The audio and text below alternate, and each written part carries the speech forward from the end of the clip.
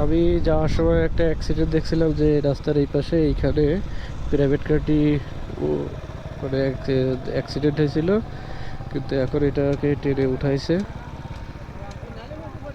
এখন আছে ওই যে ট্র্যাক্টর ট্র্যাক্টর দিয়ে টেনে উঠাইছে এটাকে।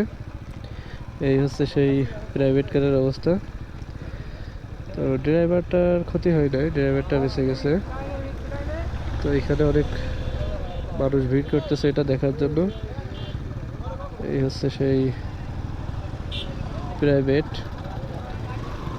ও এটা হয়তো বা সোজা করে টেনে এই পাশ থেকে, ওই যে এই পাশ থেকে টেনে উঠাইছে এমনি দিয়ে মাটি কেটে সোজা করে।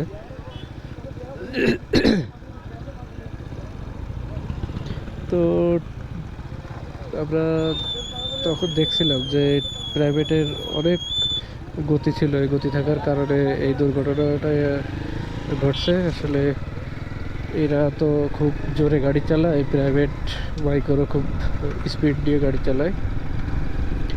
তো আকাশে যেহেতু আকাশ মেঘলা, সেহেতু আমি বের হয়ে যাচ্ছি, আমি এখানে থাকবো না বেশিক্ষণ, যেহেতু আমি যাওয়ার সময় দেখে গেছি। তো এটা হচ্ছে আমাদের পলিরহাট টু একেবারে সাতক্ষীরা রোড। এটা সোজা চলে গেছে পলিরহাট, আর পিছনের দিকে গেলে সাতক্ষীরা যাওয়া যাবে মাইকেল মধুসূদন দত্তের বাড়ির সামনে দিয়ে। আর এটা হচ্ছে আমাদের সেই পলাশীর বাব্বু ক্যাফে। এটা হচ্ছে সেই বাব্বু ক্যাফে।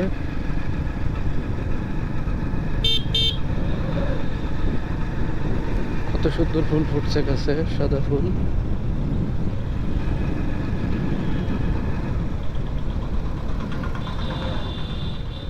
তো আমি এখন চলে যাব।